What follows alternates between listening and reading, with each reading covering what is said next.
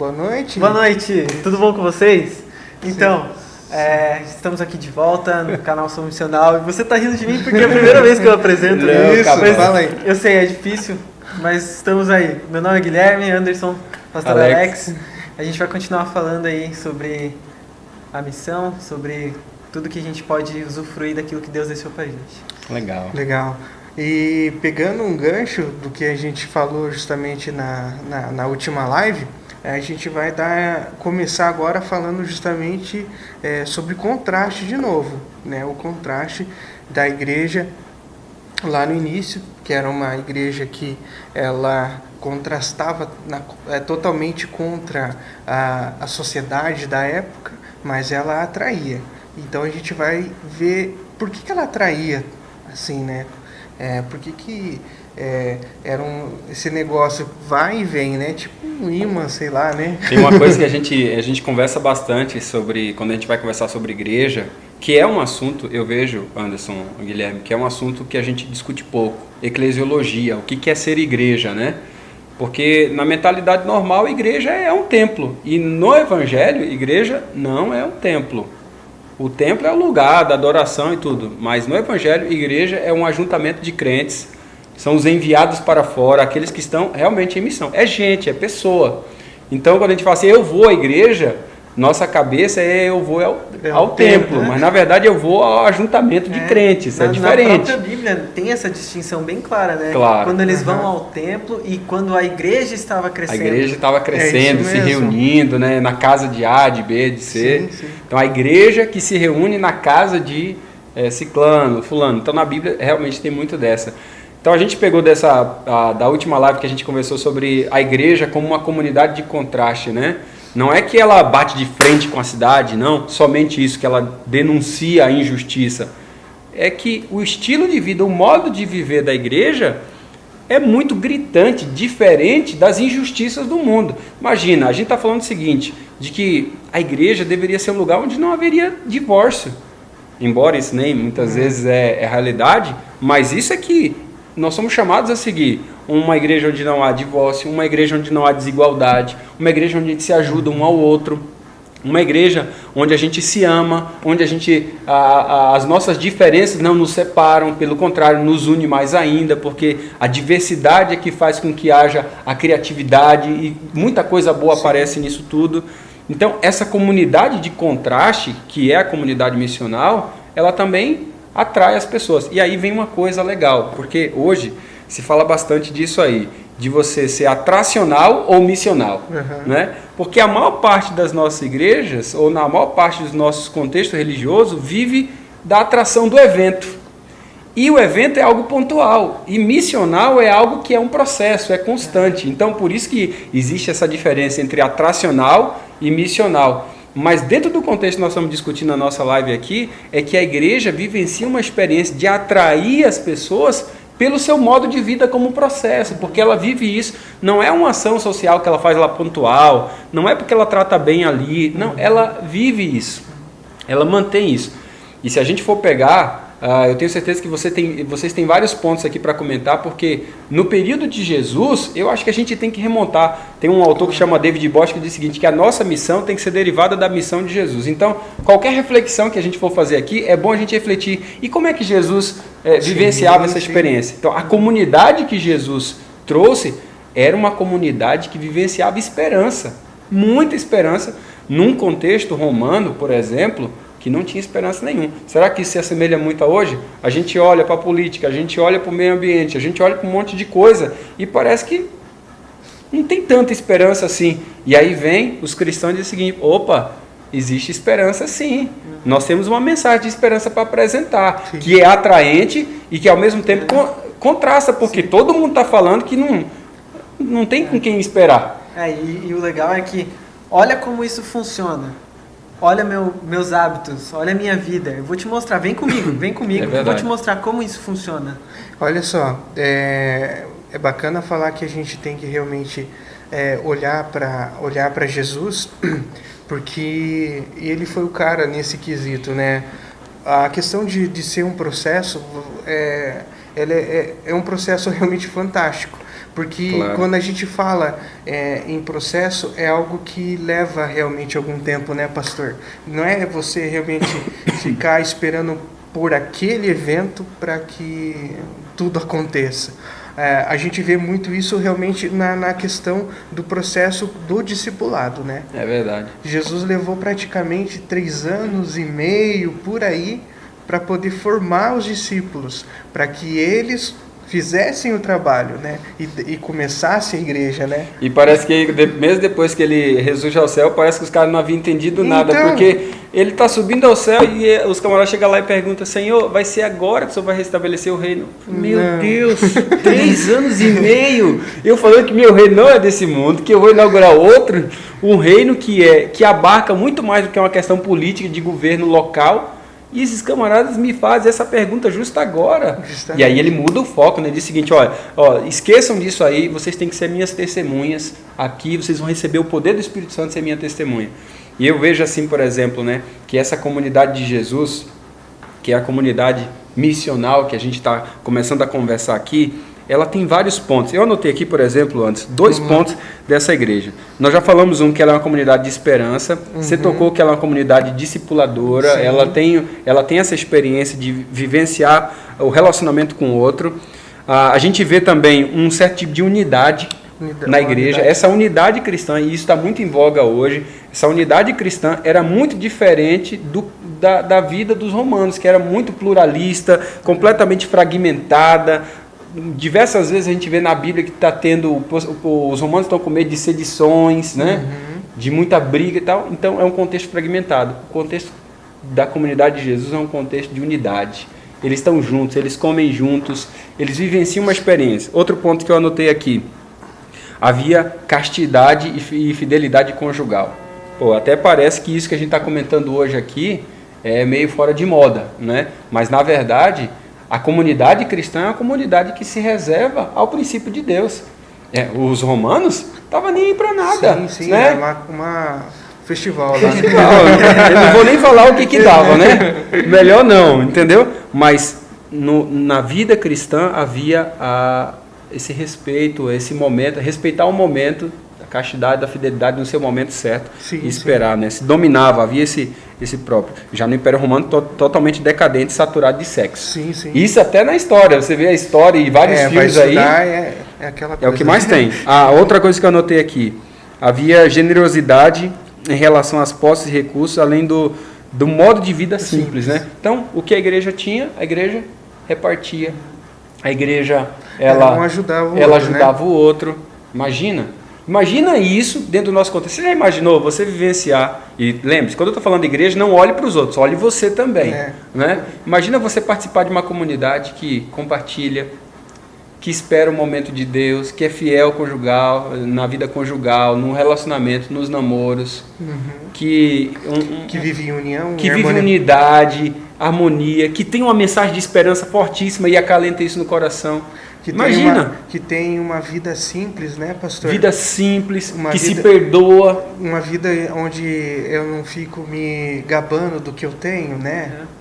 E a sociedade na época era assim, né? E eu desejo que o outro tenha tantos benefícios É claro, Guilherme, antes eu também concordo de que não era tudo cor-de-rosa na igreja de Jesus, no movimento de Jesus. E é importante você falar isso, pastor. Não era tudo cor-de-rosa, porque você vê um Paulo e diz assim: eu não quero Marcos, manda para lá porque me desapontou num ponto.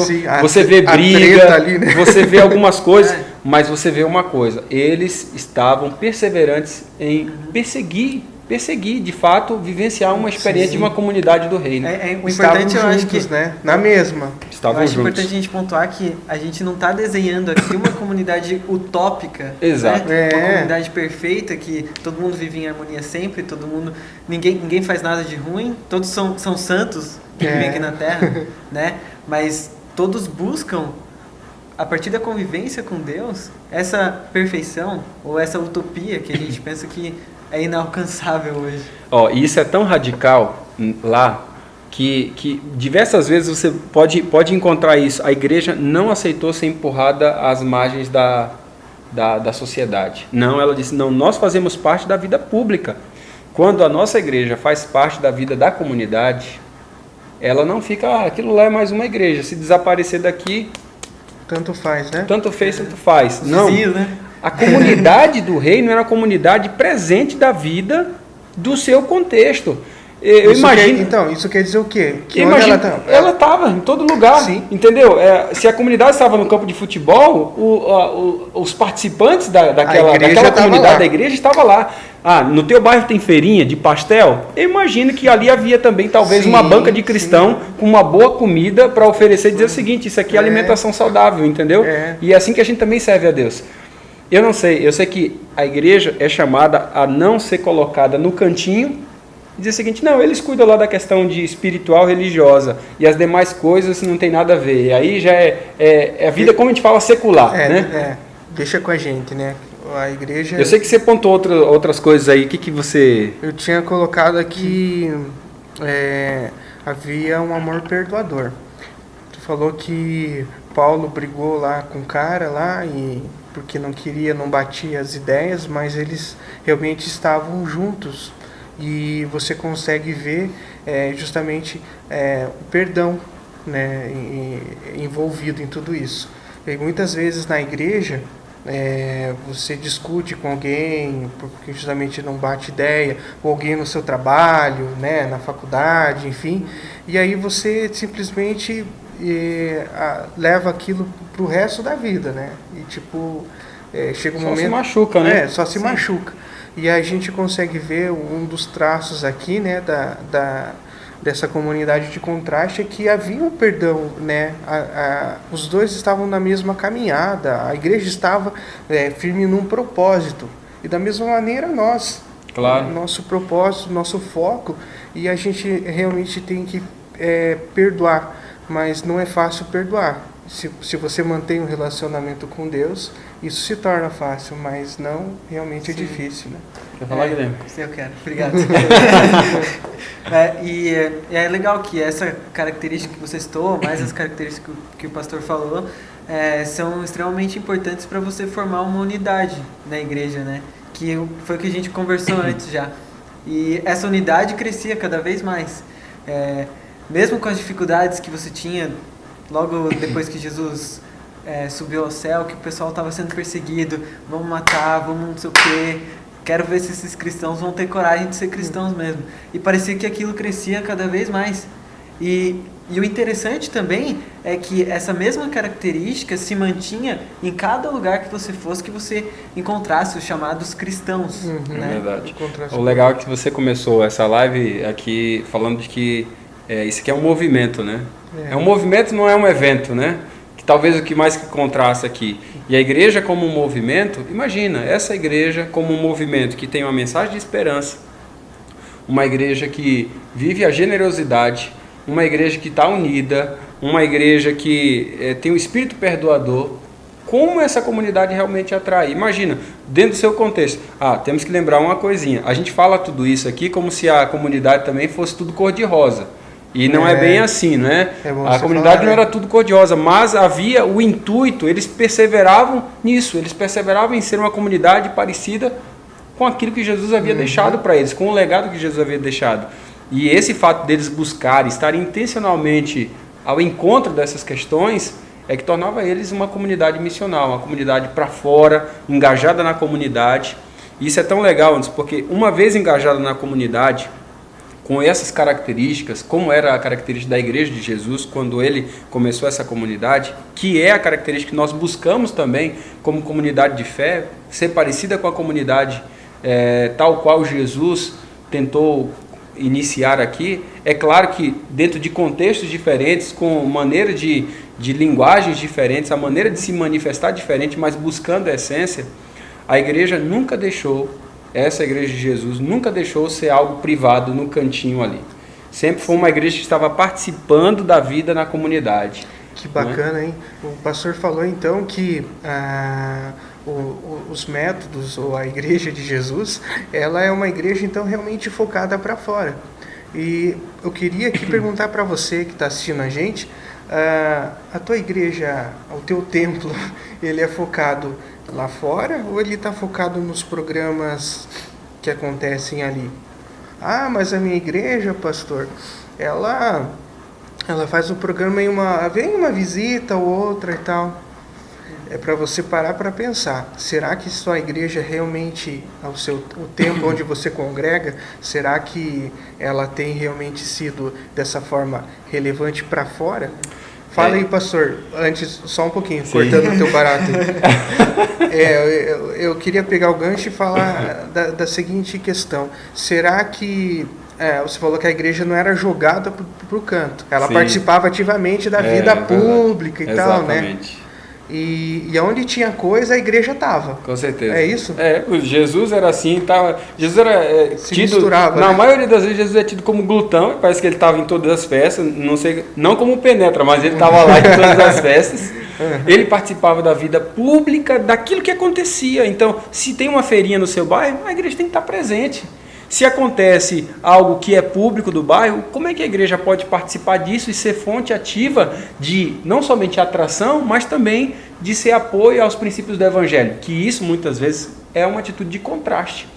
Porque ninguém está fazendo isso e você está fazendo. Eu acho legal, antes, a gente comparar o seguinte. Você já imaginou se na tua igreja tivesse tudo isso? E aí a minha pergunta, a tua igreja tem isso? É uma comunidade unida, generosa, perdoadora, é uma comunidade que, pelo modo de vida, atrai as pessoas. Mas eu quero ir mais longe, porque é fácil olhar para a igreja e dizer o seguinte, não, na minha igreja não tem tudo, não tem nada disso. Talvez você já esteja até comentando e postando isso aqui agora, né? Mas eu te pergunto se você, no seu trabalho, é uma fonte de atração do evangelho. Se você na sua escola atrai pessoas porque você é generoso, porque você é perdoador, porque você tem uma mensagem de esperança, porque você de fato tem uma vida simples, porque trata as pessoas, coloca as pessoas como sendo o seu maior legado e não as coisas. Quando a gente transfere isso para nós, a gente entende a essência de como é a nossa igreja, porque a igreja é o reflexo das pessoas que estão nela. E a igreja que Jesus quer, a igreja que Jesus veio e trouxe para o mundo, que ele inaugurou, é uma igreja que atrai, porque ela vive uma vida de contraste da lógica individualista, egoísta do mundo, né? Com certeza. E essa igreja é uma igreja solidária, ela é uma igreja fraterna, ela é uma igreja que ama uns aos outros. Isso, e o nosso chamado é justamente para ser essa igreja, fazer parte dela e chamar outras pessoas para fazer parte dela. É bacana, pastor, o senhor falando dessas características e a gente foi falando de cada uma mesmo. Aqui, é bacana a gente parar para pensar que todas essas características não te lembram algo relacionado ao Espírito, aos frutos, o fruto do Espírito. É verdade. Não é verdade? É verdade. São os traços, né? Justamente. Então, meu amigo, minha amiga, você que está assistindo a gente, agora é o momento de você fazer um momento de reflexão, né? E ver que tudo isso é possível se você leva uma vida de propósito com Deus. É verdade. Jesus instituiu a igreja por quê? Porque ele estava conectado ao Pai. E será que eu e você temos nos conectado com o Pai para receber esse poder e transbordar? Para sermos atraentes, aonde quer que estejamos? Fica a pergunta para você dessa live aí. Querem comentar mais alguma coisa? Eu acho que já as duas últimas lives, contando a anterior e essa, a gente está falando sobre como a gente pode ser uma igreja que atrai as pessoas e uma igreja que contrasta dentro de uma visão missional, ou seja, para fora, que se relaciona. Eu acho que o chamado de Deus para você, a vocação dele, é que você seja de fato um representante dele. Vivenciando uma vida atraente da perspectiva de uma vida simples, de uma vida fraterna, bondosa, educada, cortês, de alguém que tem intencionalidade ao se aproximar para as pessoas em ser uma bênção. E assim você pode ter certeza que você vai contrastar e virar as perguntas. Por que você faz isso? Por que você faz esse tipo de coisa? Nossa, eu já percebi que você é assim. Essas são as oportunidades que Deus está te dando para você poder testemunhar por que você é assim. Você é de Deus. É Deus que faz isso na tua vida, porque, como diz o texto, é Deus quem opera em nós, tanto querer quanto realizar. Então, Ele que está fazendo isso, vai gerar pergunta nas pessoas para que você possa testemunhar, porque a tua vida é tão diferente, mas ao mesmo tempo tão atraente. Né? É isso mesmo. Exatamente. E para que a gente viva isso, a gente também tem que entender que é um processo, né? E é estarmos dispostos a participar desse processo, para que Deus opere em nós pouco a pouco e a gente vá percebendo essas mudanças, né? Com certeza. Pouco a pouco a gente vai vendo que esse algo de missional não é tão difícil assim. Ou talvez, será que é tão perceptível essa mudança, que vai ser radical, não, vai acabar acontecendo e você vai ficar tipo, nossa, sério? Natural, né? Naturalmente. Então, meu amigo, acho que essa é a mensagem de hoje para você. Tá gostando aí tá gostando, curtindo das nossas lives aí? E semana que vem, na próxima semana, tem mais live e a gente vai falar sobre algo que talvez você nunca tenha ouvido falar, que é sobre a cristandade. Isso aí, nem eu nunca ouvi falar. Não, é cristandade. Mas porque o que é ser cristão e o que é participar da cristandade? É possível, por exemplo, a gente vai comentar semana que vem, né? Sim. Se você pode ser um religioso sem Cristo, né? Olha aí.